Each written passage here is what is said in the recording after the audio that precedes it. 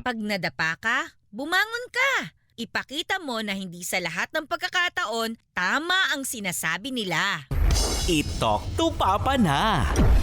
Programang Talk to Papa at kasama niyo pa rin ngayong umaga si Papa Johan. Ako si Papa Ace. At ang ating bida eto na si Toy. Tungkol Uy. daw sa kanyang past relationship ang ating Aray pag-uusapan. ko, may ex. Oo, ano kayang meron dito sa ex niya? Hello, Toy. Po. Yan. Toy, naririnig mo ba kami? Opo. Ayan. Toy, ako si Papa Johan. Ako si Papa Ace. At yung mapag-uusapan natin dito sa Talk to Papa ay maaari natin ma-upload sa iba't ibang social media accounts at digital platform ng Barangay LS. Okay lang ba sa'yo? Opo. Okay. So, Toy, balita ko may pinagdaraanan ka raw tungkol daw sa iyong past relationship. Talk to Papa na. Paano ito nagsimula? Saan mo nakilala? Sa basketball po. Sa basketball? basketball. Ano siya doon? Kapatid po ng kalabang ko. Kapatid ng Kalaban kalaban. mo. Naku, kayo ba yung mga sa mga liga o sa basketball, yung mga dumadayo, ganyan? Opo. Ayan na. Ayan. Yung mga barangay yun, di ba? O kaya naman, Mm-mm. merong mga inter-barangay doon sa Oh, mga liga. Opo.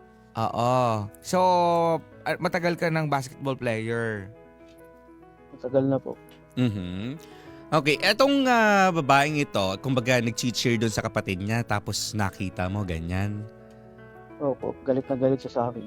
Galit na galit sa'yo, bakit? Kasi kalaban nga po. Ay. Siyempre, mas kakampihan mag-cheer yun doon sa kapatid niya. Di ba? Opo. So, paano mo naman nakuha yung kanyang atensyon? Nung ano po, pagkadating ng victory party, Mm. nung nagbibigay na po ng award. May award ka naman na natanggap. Opo. Anong award mo? Nag-MVP po. Ay! Wow! MVP! Most valedictorian player. Most... Valuable player. Ha? Yun na pala yun? Oo na, binago na Ah, Yun na yata akala ko yun. most valedictorian. Hindi pala. Sa ibang liga yata yan, Akala ko Pops. most victory player. Ganun. Ganun pala yun. Most valuable Oo, player. MVP siya. Congratulations sa'yo. Oo. Sa di tuwan-tuwa naman siya. Hindi ko po alam. Hindi mo Hindi mo alam. Eh, kasi syempre, di ba, kapag ka magagaling na player, dyan kinikilig yung mga babae. Oo, dyan madalas nakatingin. Yes. Dyan yung madalas na, Binabantayan titilian. Yung bawat tira mo, binabantayan. Ala! Kasi ang gagaling ng mga tira mo. Ang galing magpa-shoot. Yes. 3 points agad. Wow. Tapos nung nagiinom na po, nag-request yung mga kampi ko, pinakanta ko sa live band.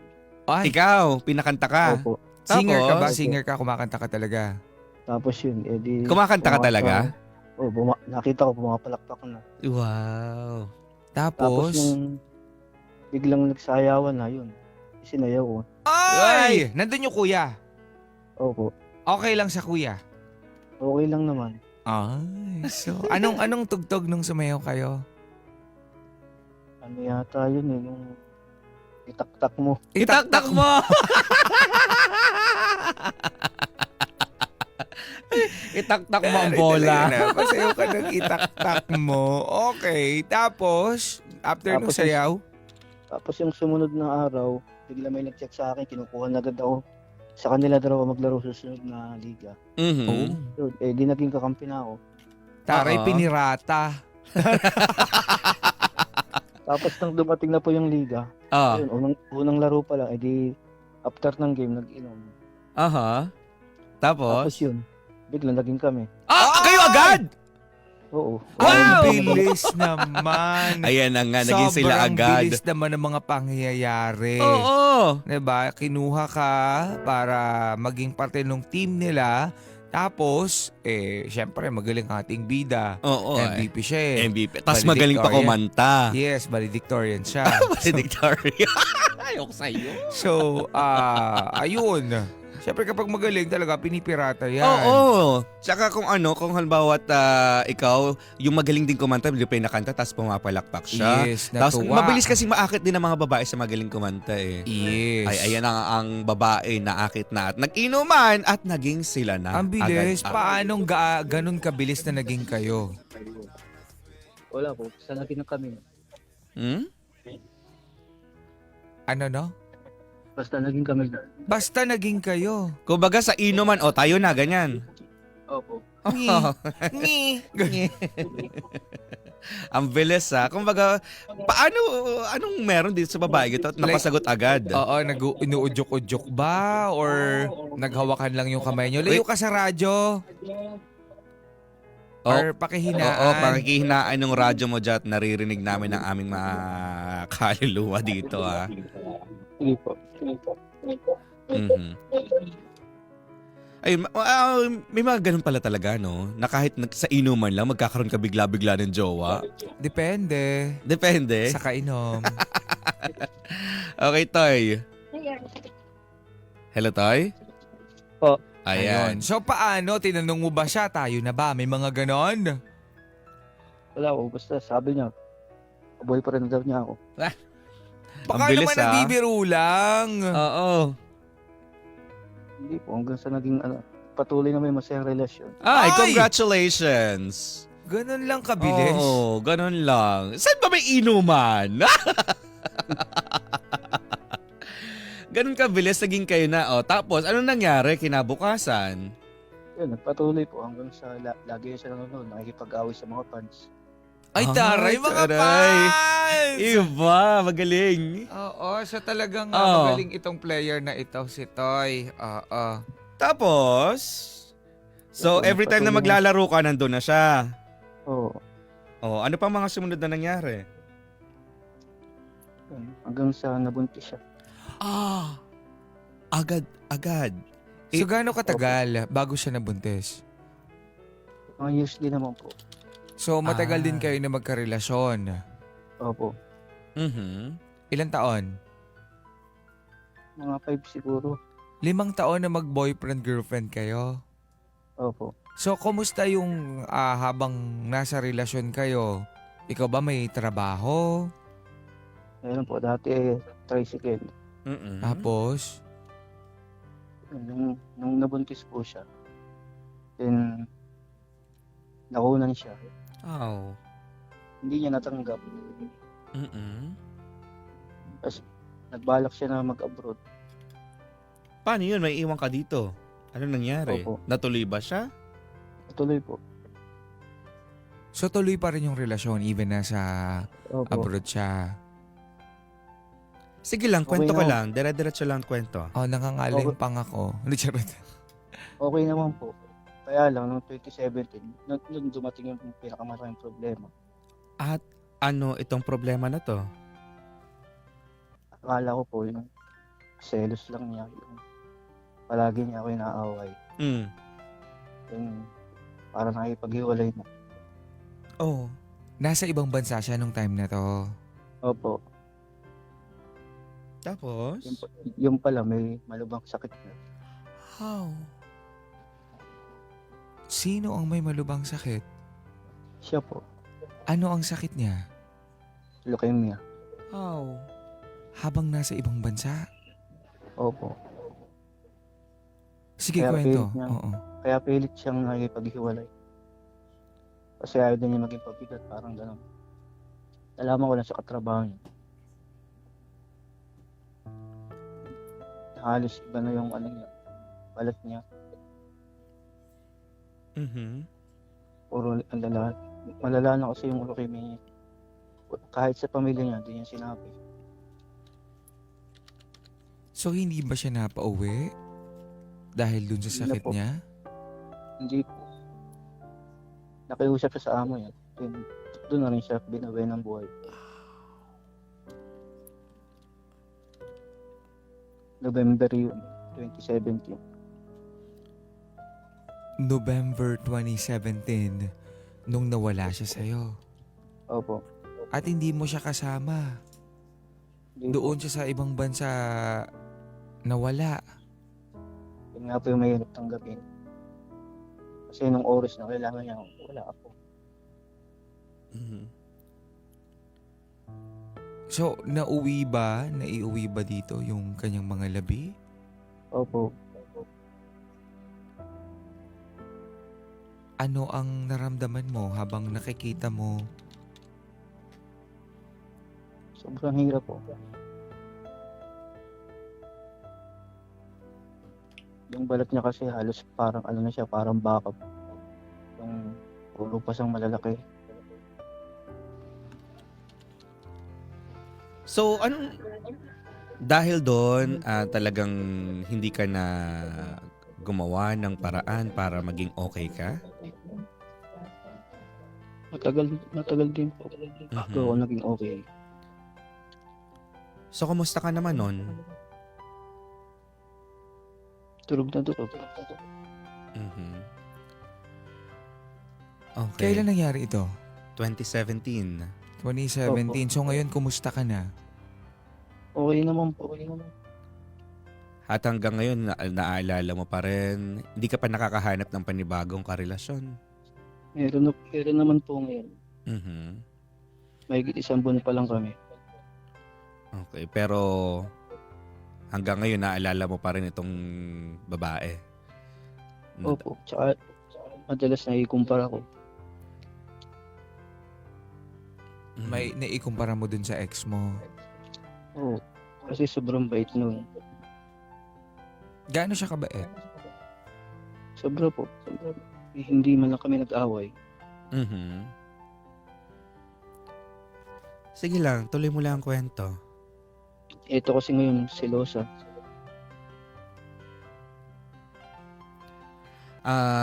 Ano bang pinakang gusto mong maitanong sa ating mga kabarangay? Kung tama ba yung kinukumpara ko siya doon sa ex ko. Mhm.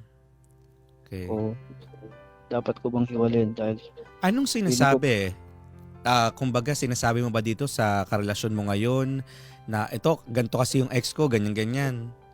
hindi ko naman po sinasabi. Kumbaga sa personal mo lang, sa sarili mo lang. Opo. Okay. Pero syempre, minsan, hindi natin napapansin, napaparamdam natin yun sa mga partner natin. Mm-mm. Sa mga karelasyon natin. Di ba? Hindi man salita, through actions, ganun. Mm-mm. Akala mo, okay pa yung mga pinapakita mo, hindi na pala. Diba? Nakakasakit ka na pala. Okay, sige. Tanungin natin ang ating mga kabarangay kung ano masasabi nila sa iyong kwento. Nabalikan ka namin mamaya, okay? Okay po. Alright. Mga kapuso, mga kabarangay, tama daw po ba yung kanyang ginagawa na pagkumpara sa kanyang naging karelasyon at saka dito sa karelasyon niya ngayon? Minsan kasi hindi naman natin sinasadya na may kumpara talaga. Parang nagkakaroon lang tayo ng, ba't ganun siya? Samantalang yung ex ko, ganito yung ugali. Mhm. Diba? So, doon nagkakaroon ng comparison. Mhm. Nako, mga kapuso, mga kabarangay, mag-comment po kayo, Barangay Alas 971 FB page. Babasahin po namin ang inyong mga komento. Ito ang sabi ni Jackie.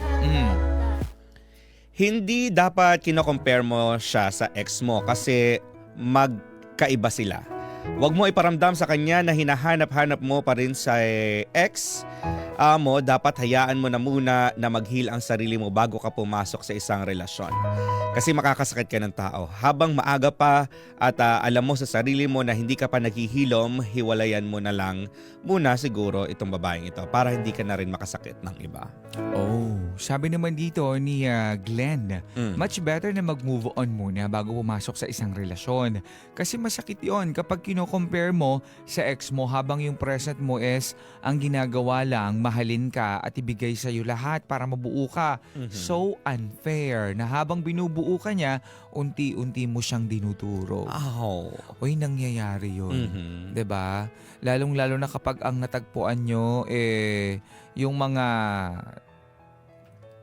yung kakagaling lang sa breakup, Oo. ganyan, 'di ba? Habang binubuo nyo yung taong 'yon, ikaw hindi mo napapansin, nadudurog Nadudurog ka ka na na pala. pala. Ikaw pala yung nauubos kasi bigay ka ng bigay kasi Oh. iniintindi mo siya, Mm-mm. 'di ba? Nakakasad yung ganung story. Oo. Si Jasmine. Mm. Mas better, kuya, na hiwalayan mo na yung girl kasi kawawa naman, ginagawa mo lang siyang panakip butas at makalimutan mo yung past mo. Sabi naman ni Luis, hiwalayan mo na lang yung girlfriend mo ngayon kasi napaka-unfair nun sa kanya. Ikaw, mahal ka niya ng buong buo, tapos siya, nakukuha mo lang, ikukumpara mo lang sa ex mo. Kung hinahanap mo din yung presence ng ex mo, di mo na kailangang maghanap ng ibang babae. Para lang masabi mo sa sarili mo at sa ibang tao na totally healed ka na sa past mo. Bigyan mo ng pagkakataon na mahalin mo muna yung sarili mo bago ka pumasok sa isa pang relasyon. Ito, nakarelate si Castor Guevara. Ang sabi niya, relate ako kay Toy. Year 2000, namatay ang wife ko for 17 years. Masakit at mahirap pero kailangan mo munang i-let go yung ex mo bago ka makipagrelasyon ulit. Ngayon naman, wag na wag mong ikumpara silang dalawa kasi magkaiba sila. Ang pagtuunan mo ang karelasyon mo ngayon. Kung gusto mo siya, subukan mong ayusin. Kung hindi man, ay itigil mo na para hindi kayo magkasakitan. Good luck. Yes. Well, ako isa sa pinaka hindi dapat natin ginagawa, halimbawa sa magkarelasyon, yung mai-compare mo yung dati mong karelasyon or yung ex mo sa bago mong karelasyon. It's a big no-no. Sobrang nakakasakit yon. Hindi mo man nasasabi na harap-harapan do sa taong yon na kino-compare mo siya, pero mararamdaman niya yon. Pero ikaw sa sarili mo, sakit Kung parang hindi mo nga parang minsan kasi parang insensitive tayo. Naakala natin okay lang, pero tayo lang din yung mahihirapan. Tayo lang din yung hindi makaka-move on sa naging karelasyon natin kasi lagi natin binabalik-balikan. It's really unfair dun sa karelasyon natin. Parang ginawa mo lang rebound, panakip butas, no? Tama yung sinabi ng ating bida-bida na parbagang hindi ka dapat nakipagrelasyon kung hindi ka pa totally healed. No? Ikaw, Pops, ano bang pinakang take mo dito? Sa akin naman, minsan kasi hindi maiiwasan, lalong-lalo na kapag nagkakaroon ng problema sa relasyon. Diba? Doon mo maaalala bigla yung ex mo na hindi naman siya ganito, hindi naman siya ganyan. At doon ka magkakaroon ng comparison. Pero nakakasad lang kasi nagiging unfair nga kayo doon sa mga nagiging partner nyo. Kaya wag po kayong makipag-commit. Diba? Kapag alam nyo sa sarili nyo na hindi pa kayo sure, na hindi pa kayo ready, kapag nandyan pa yung comparison. Pero once na ready ka na, saka ka makipag-commit, pwede ka na makipaglandi-landian muna Diba? For me lang. Ang pinaka-ano lang dito is i-let go mo na yung past. Alam mong hindi na babalik yung nakaraan. Hindi na babalik yung taong minahal mo dati. Yes. At hindi na babalik kasi andun na rin siya sa langit, di ba? True. Pero ano kasi yan medyo matagal na proseso kasi yan. Kaya hindi natin mapipilit ang isang tao kung gusto na niyang i-let go o hindi pa. Nasa sa kanya yun. Kung gusto niyang simulan today, simulan niya. Pero hindi. Walang mangyayari. Balik natin ang ating bida. Hello, Toy. Yes po. Okay. Narinig mo naman yung mga nasabi ng ating mga bida-bidang kabarangay. Karamihan sa kanila sinasabi na sana hindi ka na muna nakapagrelasyon kung talagang hindi ka pala totally healed pa. Yes, kasi hindi ka pa talaga nakaka-move on dun sa ex mo sa mga nangyari. Kahit 2017 pa to, yung pag-move on kasi sobrang tagal na proseso yan. Hindi yan basta pag sinabing move on na ako, move on ka na talaga. Hindi, kasi from time to time, babalik at babalik yan sa alaala mo. Yeah. Diba? Lalo pa at yung pinakamasaya at pinakamalungkot na nangyari sa'yo. Yun lang naman yung mga matatandaan natin madalas Kung ano yung pinakamasaya at pinakamalungkot. Parehas na siya yun. Diba? Ikaw, anong masasabi mo, Toy? Mahal ko naman po yung girlfriend ko ngayon. How can you say na mahal mo siya? Tinanggap ko po kahit single mom siya. Oy, hindi yon, 'di ba? Kahit nasabihin natin na single mom, may kakulangan na ba siya dahil single mom siya? Hindi na ba siya buo bilang isang babae? Kasi don't say na tinanggap ko po siya kahit single mom siya. No. Ayoko, hindi maganda na nakakarinig ng ganun kasi hindi kakulangan yon sa pagiging babae niya, sa pagiging isang tao niya. I'm sorry ha. Hindi ko gusto yung ganung klase ng word, 'di ba? Sabihin na natin na may choice ka kasi single ka naman. Pero syempre, wag nating parang may kakulangan na dun sa isang tao nang dahil lang sa meron siyang anak. Kasi hindi din namin alam kung ano yung nangyari dun sa past niya. 'Di ba? Kasi meron dyan na nabuntis nang hindi naman talaga nila ginusto. Naging biktima sila. So, yun lang. Masasabi lang namin, wag mong gawing rebound, wag mong gawing panakip butas at i-let go mo yung past. Kung talagang mahal mo siya, tanggapin mo kung ano man, pero wag mong sasabihin na kung ano man yung dahilan. Then, mahalin mo siya kung sino siya. Yes. And mahalin mo siya ng buo. Yeah. Okay? Opo. Sino ba ang gusto mong bigyan ng mensahe? Si Papa Ace po. Si Papa Ace. O sige. Si Papa Ace. Yun ang mensahe si Papa Ace. So, sino po ang gusto niyong bigyan ng mensahe? Yung girlfriend ko ngayon. Girlfriend mo ngayon. Okay, anong gusto mong sabihin sa kanya? Huwag na palagi magselos. Kasi wala naman dapat pagselosan. Mahal ko siya. Bilang po. Barangay LS 97.1.